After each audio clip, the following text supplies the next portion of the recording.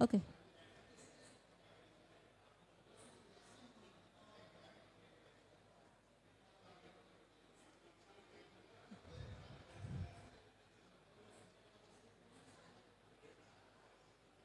Okay.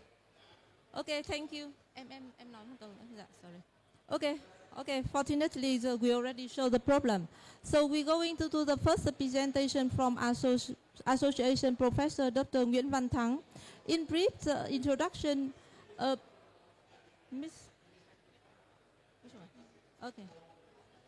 Mr. Tang, so he have more than hundreds of papers and 13 books on climate change, and he was a founder and has been in editor-in-chief of the Viet Nam Journal of Climate Change Science. So the floor is yours. Okay, thank you very much. So my topic is climate change scenario and climate resources in Vietnam. So next slide, please. It's content of my talk.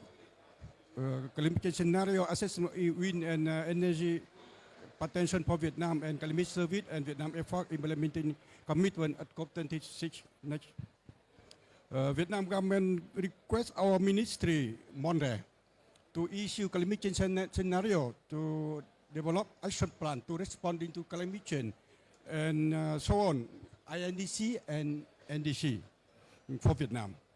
Our issue Vietnam IMHAN is responsible to develop climate change scenario in 2009 and update in 2012, 2016 and 2020 to serve as input for NDC and action plan responding to climate change. Next slide,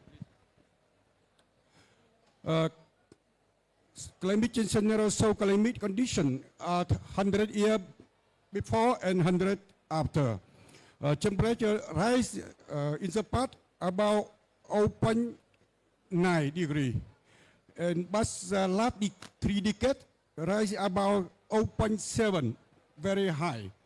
So that climate change is faster and more serious for Vietnam. For future, temperature in the end of century 2100, temperature may be increased to from 2 to 3 degrees.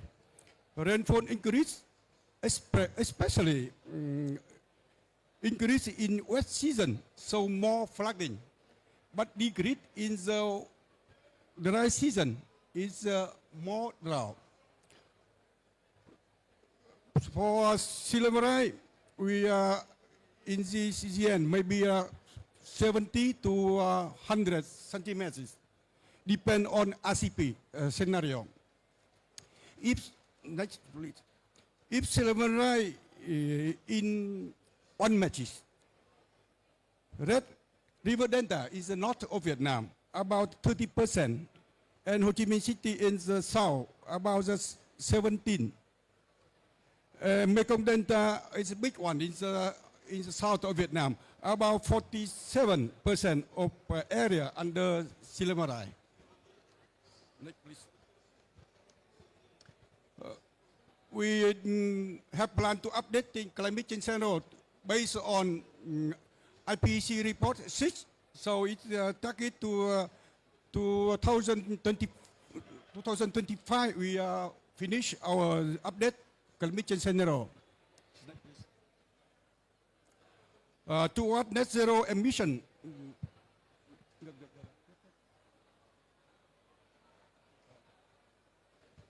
Toward net zero emission, we assess wind and solar energy potential. We have a map about distribution of potential wind energy sources at 50 matches to 200 matches. And concentration on about the potential about 500 to 700 watts per square meter.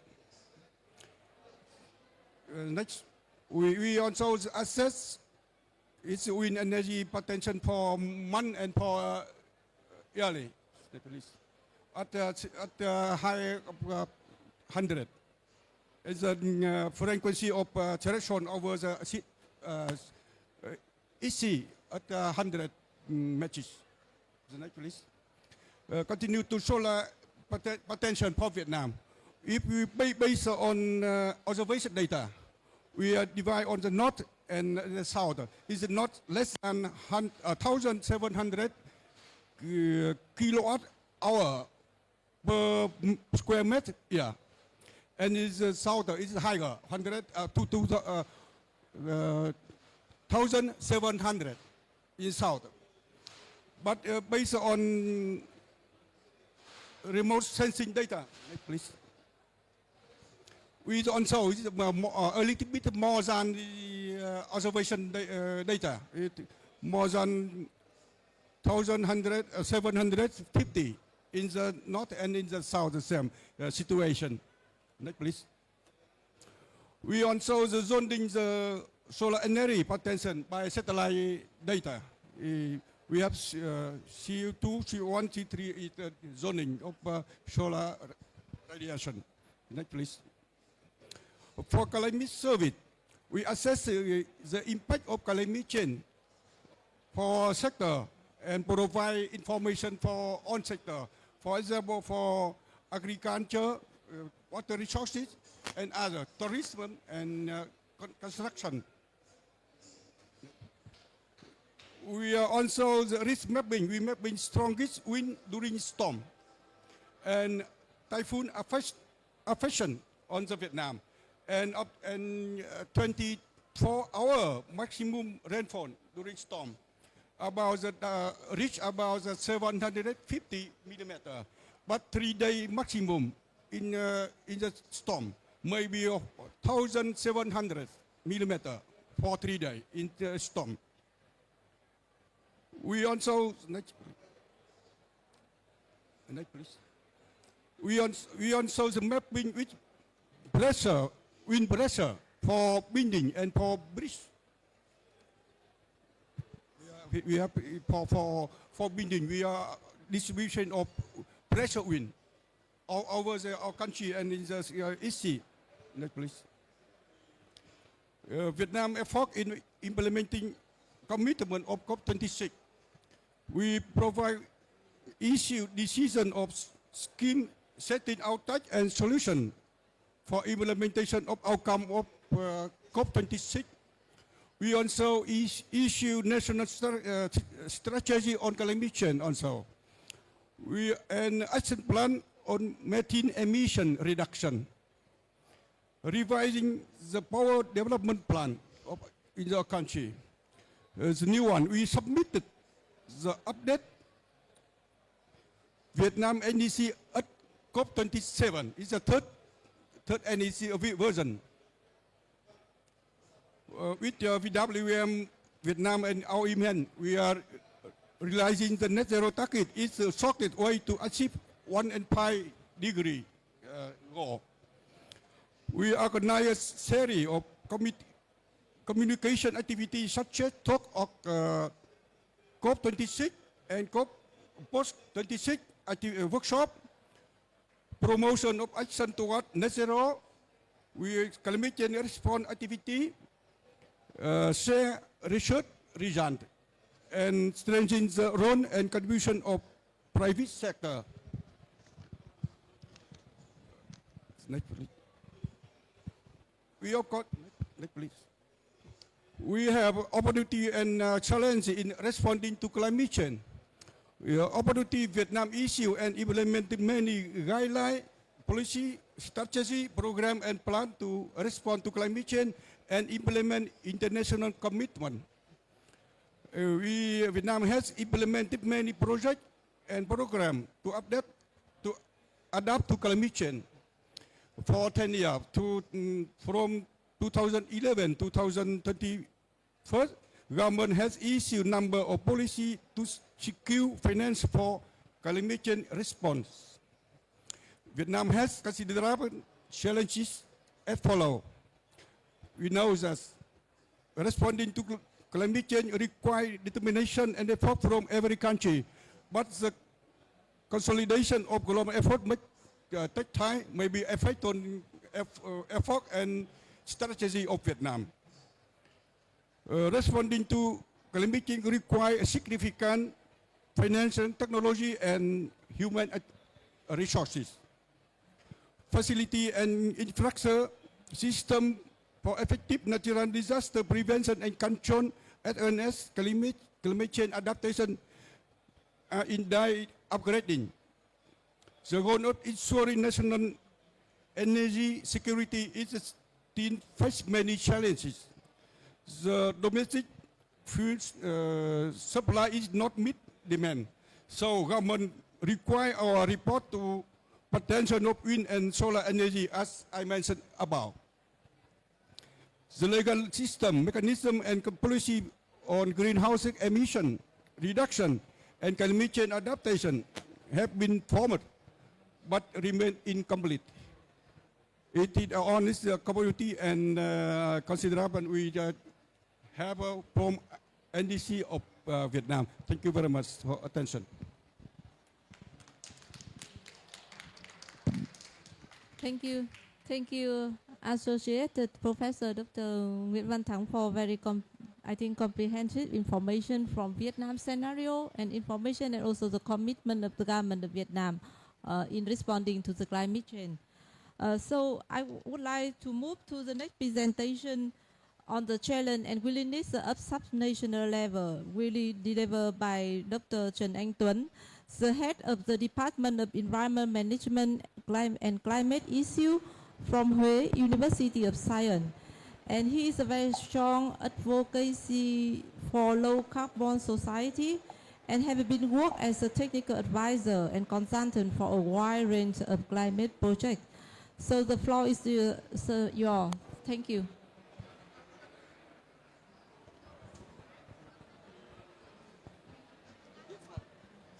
Not this one from Stu.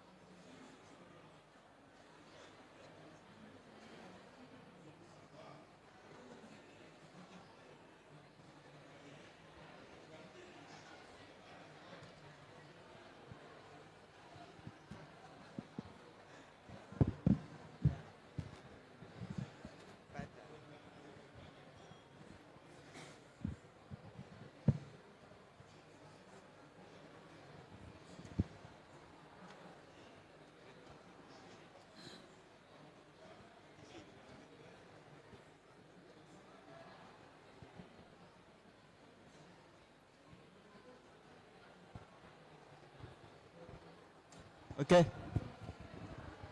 Good afternoon, everybody. Please let me begin by introducing myself again. I am Trần Anh Tuấn from Huế University in Central Vietnam, and have been working with WWF since 2015 until now, with a focus on the OBCC program, One Planet City Challenge. And I have also been working with sub-national governments, especially in Central Vietnam, in some actions and activities regarding climate change mitigation and adaptation. And it is my great honor to be here today to briefly present some opportunities and challenges to combat the climate change at sub-national level of Vietnam. As you may know, Vietnam has presented some key commitments at COP26. The first one is to reduce 30% of methane emission by 2030 as compared to that level of 2020. Secondly, is to end and to reverse deforestation by 2030. And to make a transition from coal power to clean energy. And according to a national strategy of Vietnam on climate change, Vietnam will stop the development of coal power by 2030 and to continue phasing out the coal power from 2040. And finally, the commitment is to reach net zero by 2050, and this is a very ambitious that requires great efforts from national level as well as the sub-national level in Vietnam.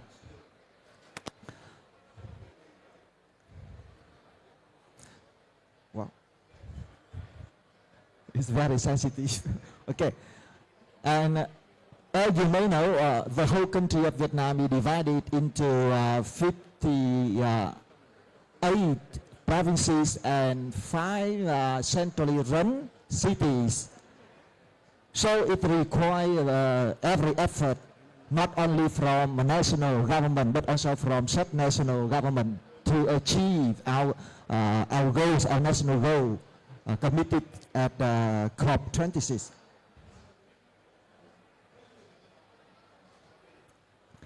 For opportunities to respond to climate change, the environmental law of Vietnam became effective at the beginning in 2021, but so many strategy plans and programs on climate change have laid a legal foundation for sub-national level to go ahead with the actions as well as activities to combat the climate change at the sub-national level.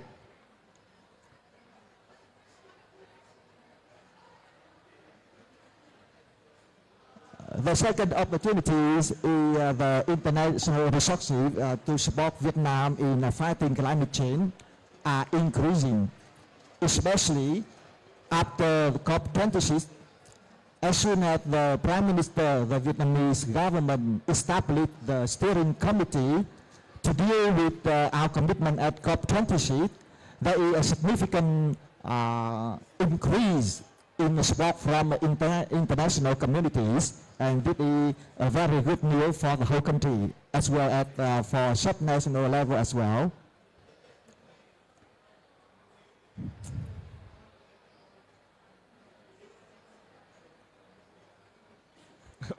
It's very sensitive.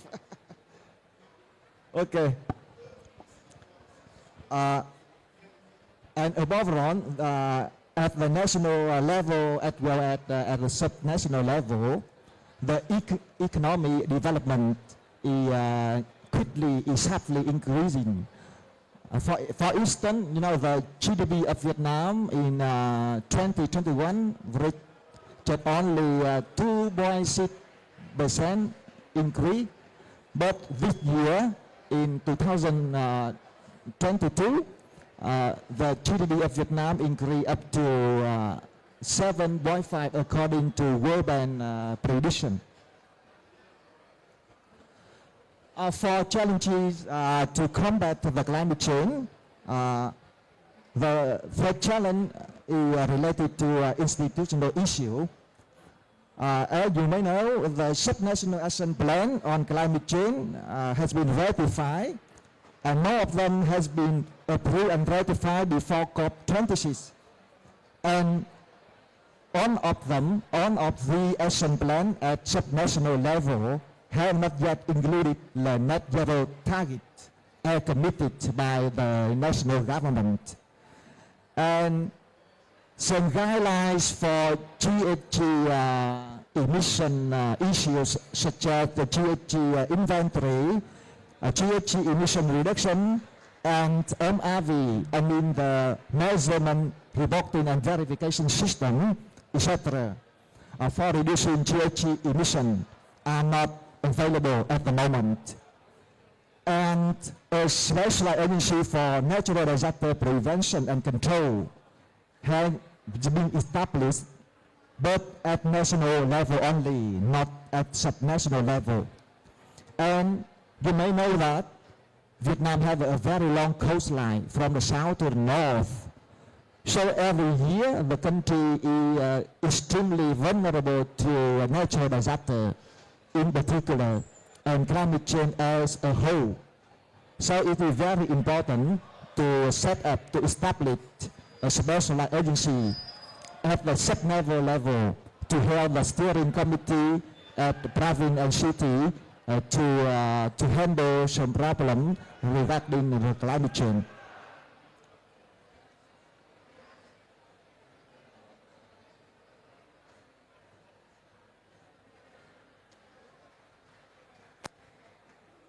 It doesn't work.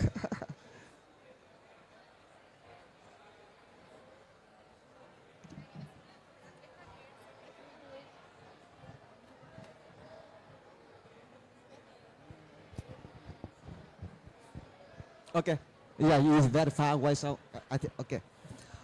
For financial issues, we at the subnational level also facing some challenges. The first one is the limited budget to cope with the climate change, because almost all localities in Vietnam significantly depends on the national government budget funding. In the meantime, Vietnam needs around 2 to 3% of GDP for climate issue, but at this moment, yeah, it's only meet 30%. Okay. Next. And some ODA loans are acceptable but limited and subject to the binding condition from ODA donors.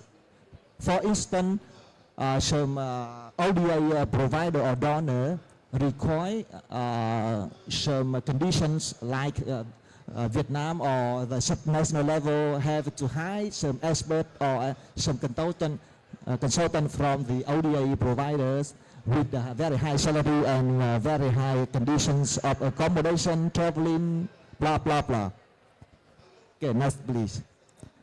And many localities make good use of international support, but many do not, especially for provinces and cities located in central Vietnam as compared to the south and the north. Next slide. For human resource and technical issue, the capacity of climate change staff is yet limited, especially in GHG inventory and the MRV system for reduction activity.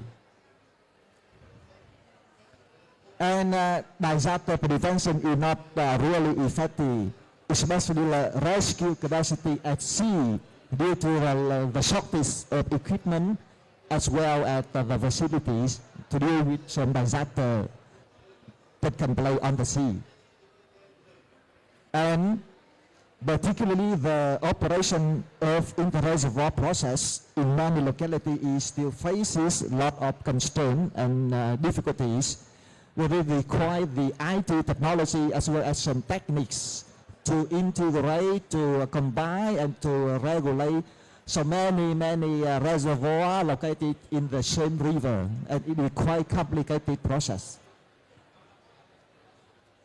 And we are also facing some challenges regarding the development of solar and wind power because the feed-in tariff is not effective anymore, so it's discouraged the investor, the developer of renewable energies throughout the country. And the difficulties in developing nuclear power, because nuclear power is also one option, one alternative to reduce greenhouse gas emission, but not any locality is ready and is willing to develop the nuclear power within their territories. It looks like a NIMBY, not in my backyard phenomenon. And we still facing so many challenges in agriculture by the habit of burning rice straw. Continue, please. And especially we still facing some challenges in increasing GHG emission reduction from 27% in 2020 NDC to 43%, 5.5% in updated NDC submitted to UNFCCC. Okay, finished already. The final slide. Yeah. Regarding the NDC of Vietnam that have just been updated and submitted to UNFCCC at the COP27, the VCCA Vietnam Coalition for Climate Action have put forward some recommendations. The first one is to encourage and support localities to update subnational action plan on climate change to integrate net zero into strategy, plans, etc. And to encourage and to facilitate subnational level to integrate climate change respond into socio-economic development plans. And finally, to encourage private sector role and engagement in GHG emission activities to reach net zero goal by 2050. And at present, the VCCA are carrying out so many various activities to engage the large number of private companies as well as enterprises throughout the country in fighting the climate change in terms of GHG emission reduction. Sorry, okay, thank you very much. Sorry, we have a no time. Okay, so for your further information, the paper, position paper of the VCCA is already displayed on the table, so you can take it. So we also have the position paper from Climate Change Working Group also put on the display paper. So now I would like to go to the next presentation from WWF, the solution for Mekong Delta to enhance the climate resilience in responding to the climate change. We presented by Stewart Orr. So he is the lead of WWF Freshwater Practice and from WWF International. And in brief, he served about the number of advisory council and non-profit support as well as supporting the conservation project in over 40 countries. So I hope the presentation will be now. Okay. Thank you very much indeed. Are you going to click for me? Okay. Thank you very much. Pleasure to be here. Thank you for the presentations. Next slide, please.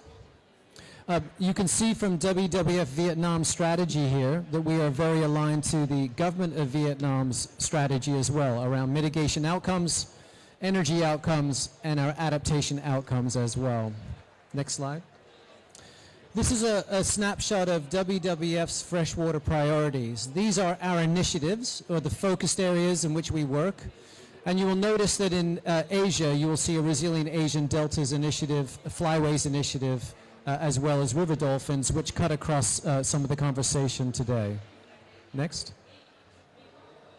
The Resilient Asian Deltas Initiative focuses on 6 river basins across Asia, from the Indus to the Ganges, to the Irrawaddy, the Chao Phraya, the Mekong, and the Pearl.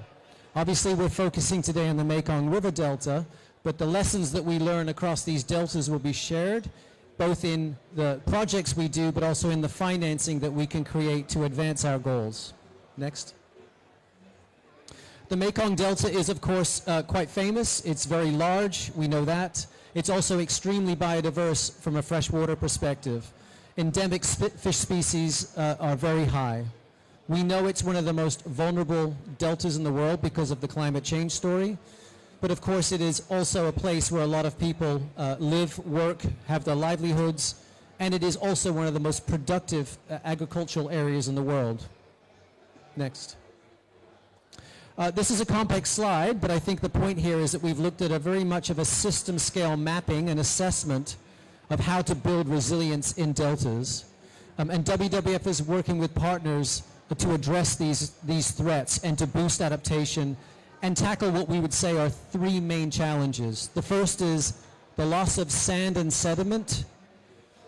The second is subsidence leading to increased salinization. And the third is the degradation of mangroves, and I'll talk about all 3.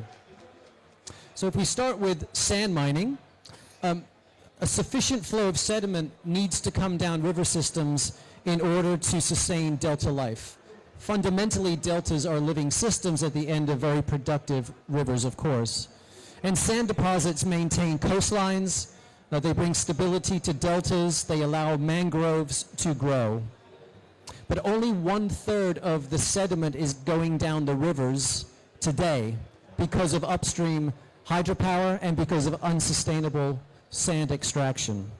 So sand is vital to Vietnamese development without a doubt, but sand is also vital to maintaining the integrity of this very, very important delta system. Next. On this slide, you can see a more detailed picture of sand mining. What we've done here is show where unsustainable sand mining has lowered the level of the main channels of the river. So the main channels have dropped 2 to 3 meters over the last 20 years or so. And that means that saltwater intrusion can go further into the system, impacting on agricultural production and livelihoods. Next. So WWF sees as a very challenging issue without good data. So we are developing a delta-wide sand budget. And we're developing it with the government of Vietnam, the Mekong River Commission as well. And we're using new technology to measure sand, which we think is going to be vitally important. We're working with the Agricultural Rural Development Ministry, the Ministry of Natural Resources and Environment, and the Ministry of Construction as well. This work is funded by the German government through an ICI grant, and it's the first ever of this kind. So we're hoping that this sand budget assessment and analysis and the study of the impacts will provide us and the government with not only strategies, but hopefully replication across other basins to understand in detail the trade-offs we are making. Next. Of course, aquaculture and agriculture are vitally important in this part of the world, very productive landscapes, and key for not just food security, but also for exports. So increasing salinization and subsidence is threatening both agriculture and aquaculture, and so they are a focus of some of our financing efforts. Next. Of course, the scale here is very big. We are losing national defenses at a large rate. So when you consider that only about 2% of the river is actually connected to these systems, you understand how fragmented these rice and agricultural systems are from dikes and canals. So the floods aren't reaching the floodplains. The sediment isn't able to replenish. So we need to adapt, and we need to understand where sediment can return to do its vital job in protecting these landscapes. Next. So we're working to think about how we can leverage private sector investment into what we call bankable nature solutions. Those are financeable projects that can catalyze opportunities. In this case, this is a fish and rice project that we are doing with local farmers, with local authorities, private sector companies, through the Dutch Fund for Climate and Development, the DFCD financing and facility. And we want to reintroduce flood-based systems into this area and show that this can be scaled and replicated across the different basins. Next. We've heard a lot about mangroves this week. Obviously vital ecosystem in protecting and restoration. We're working on next slide. And we're working on 3 initiatives related to mangroves. One with HSBC Vietnam, looking at restoration in a national park. The second is with the SDC, the Swiss Development Corporation, looking at resilience and livelihoods. And the last is with the Optimus Foundation, enhancing the resilience of mangrove ecosystems along coastal zones. We want to make sure that we can improve resilience and livelihoods and also look to how we can replicate these studies and projects to other areas. Next. It is vital that we take a landscape approach. The development that has got us into the problems we are facing today has been siloed and individual. We need to look at this system as a complex set of trade-offs, and we hope that the budget and these projects will allow us to make better decisions now and in the future and see this as a connected living landscape as opposed to a place to be fragmented and separated. Next. This is a detailed slide, but it gives you some sense of the level of sophistication that the work we are doing in WWF Vietnam and with the Resilient Asian Deltas Initiative to identify specific nature-based solutions projects, work with the local communities, authorities, governments, private sector, identify where we can intervene and where we can make a difference But it's this kind of scale and this kind of sophistication that is going to be required in order to attract the investment required for these projects. Next, please. And these are our finance wheels. And this is my last slide, I believe. This is just to give you an idea that we are looking for the investment on the left-hand side, the $200,000 to $500,000 landscape investments, by identifying multiple projects, we can then build out a portfolio to attract private sector finance. WWF right now is working with partners with the Vietnamese government, with the IUCN, on a portfolio of MBS projects across the region to go after $50+ million to leverage in hundreds of millions of dollars more. We believe that Vietnam will lead the way in showing that we can build resilience through these kinds of investments and these kinds of projects. And we believe that they can be delivered in other deltas as well across resilient Asian deltas. I encourage you all to learn from this, to join us, and thank you very much. Okay, thank you very much, Stuart. Also, I think very interesting presentation and giving a lot of solution from WWF for the Mekong Delta. So we are moving to another, I think, solution or the support from one of our biggest partner at the global level, HSBC. So we will have the presentation from HSBC on global strategy and priority in climate solution partnership toward net zero target by 2050. This one will be delivered by Mr. Zhang Yufeng, the Head Corporation Sustainability Asia Pacific for HSBC. And Mr. Zhang Yufeng joined HSBC in 2005 as the regional head of corporate sustainability Asia Pacific. He oversees the bank sustainability strategy in the regions.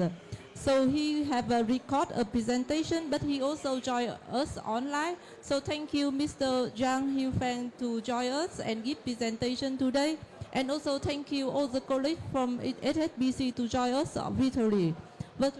So please show the video. Thank you.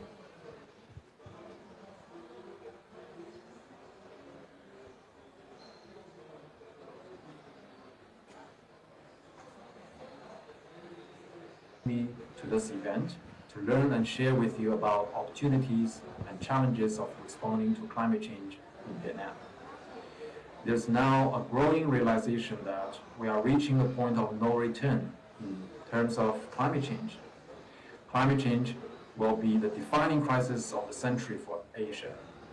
According to HSBC Global Research, rising sea levels affecting metropolises like Bangkok, Jakarta, and Ho Chi Minh City, while increasing erratic weather jeopardizes food security in the region. Haiphong and Ho Chi Minh City are now top 10 global cities most vulnerable to rising level.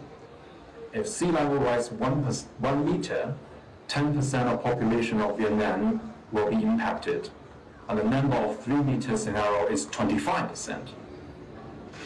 The same figures apply for share of GDP impacted by 2 different sea level rise scenarios. To achieve a global net zero target, every organization and every person has an important part to play. In May 2021, HSBC, in partnership with WWF and WRI, launched our Climate Solution Partnership to unlock barriers to finance for companies and projects that tackle climate change.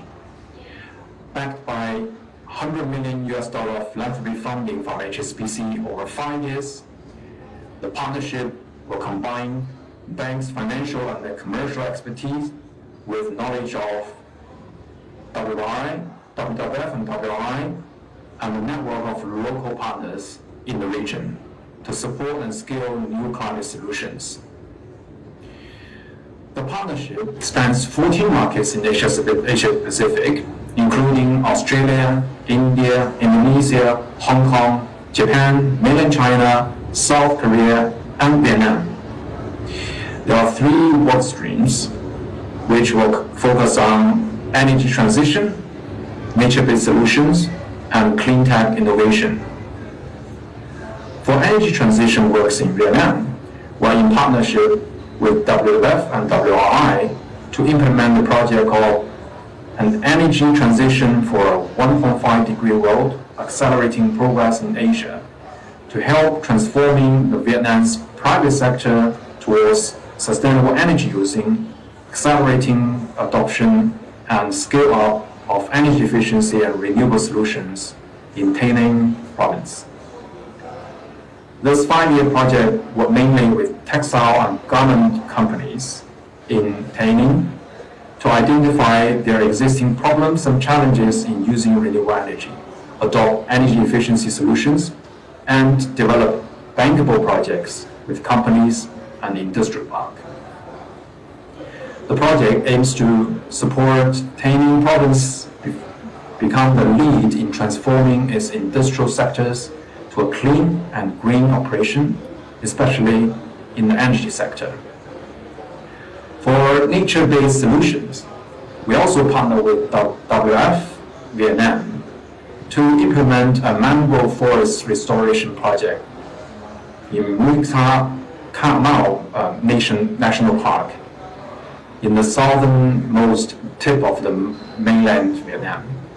The 5-year project will generate 150 hectares of mangrove forests that will in turn help address serious socio-economical challenges, such as climate change, water security, water pollution, food security, human health, and disaster risk management. This project is expected to support Vietnam's commitment in the Paris Agreement, which is an 8% reduction in emission by 2030 compared to business as usual levels, or 25% conditional upon international support. Specifically, it will support the country's pledge of increasing forest cover to 45%. The Climate Solution Partnership is part of HSBC's ambitious climate strategy, announced in October 2020. HSBC aims to align its finance emission to net zero by 2050 or sooner, in line with Paris Agreement goals, and expect to provide up to $1 trillion of finance investment by 2030 to support its customers in net zero transition. The bank has also pledged to work across financial sector and beyond to accelerate solutions that will help avoid catastrophic climate change. As a bank, the most significant impact we can make is helping our clients to transition to low carbon by providing sustainable finance investment. In order to support the Vietnamese government's aspirational climate goals and its ambition to become a net zero economy by 2050, following the COP26 meetings, we have committed to bring to up to $12 billion of direct and indirect system financing for the corporate sector in Vietnam by 2030.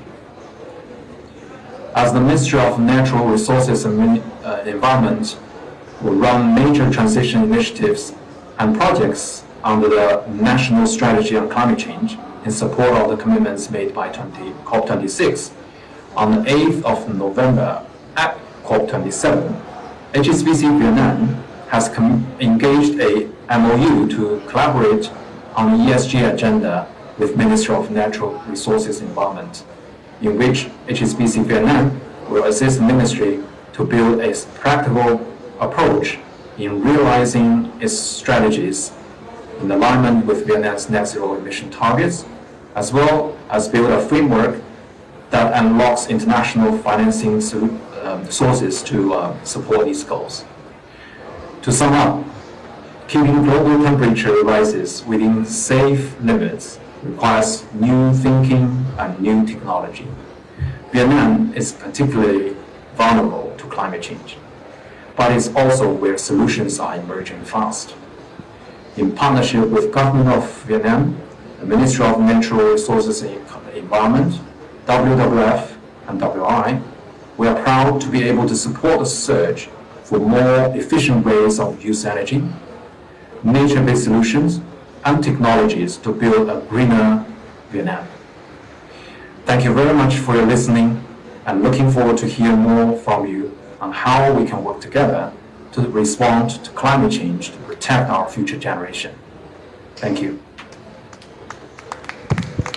Yeah, thank you. Thank you, Mr. Zhang Yufeng from HSBC. So we look forward to continue our collaboration with HSBC and also looking for the new opportunity to working with you.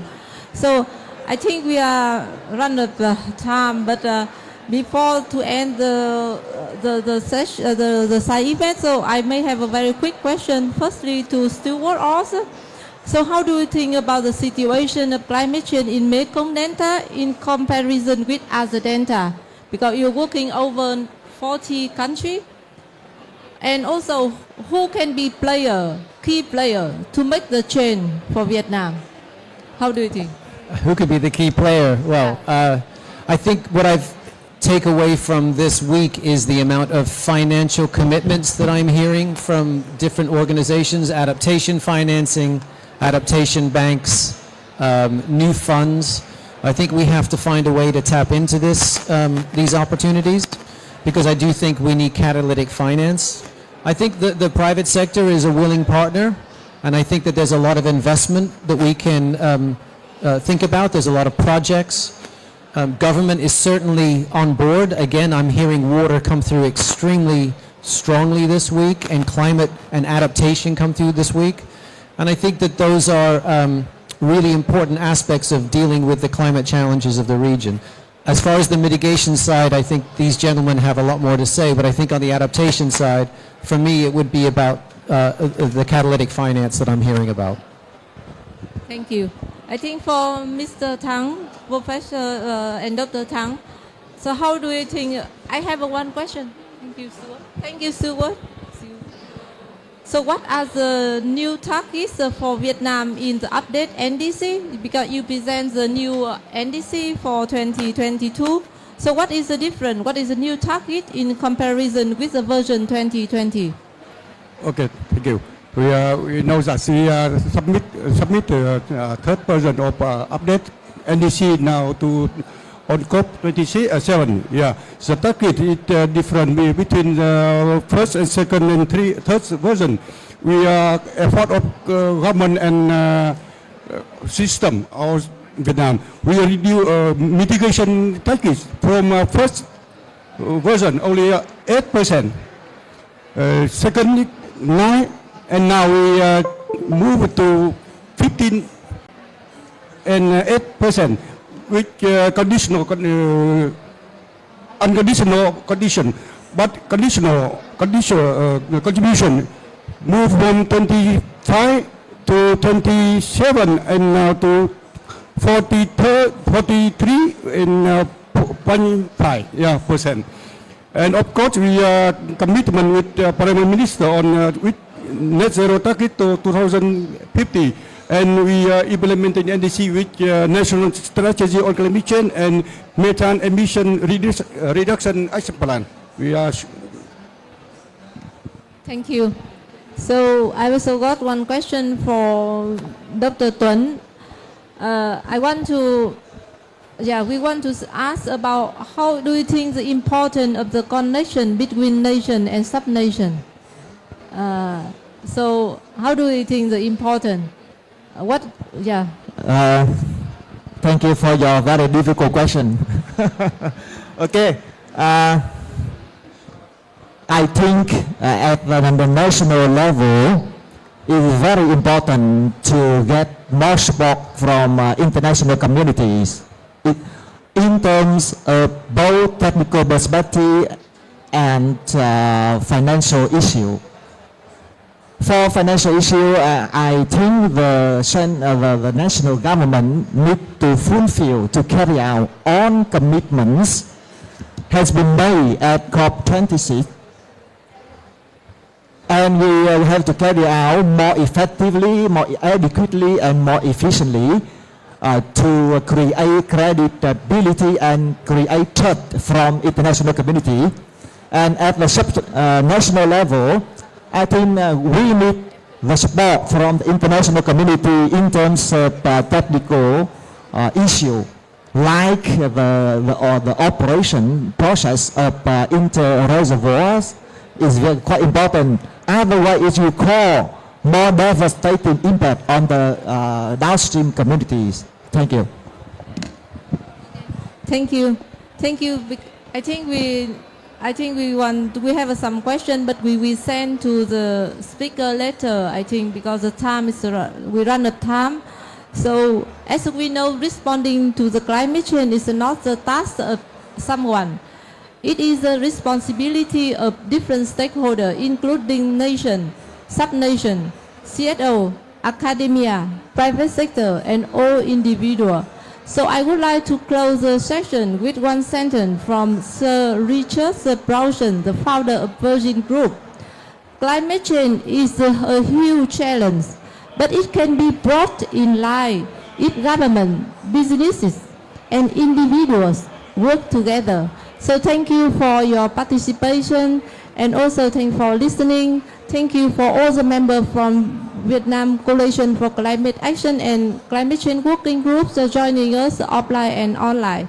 So thank you all, and especially thank you for distinguished speaker today to join our session. So thank you.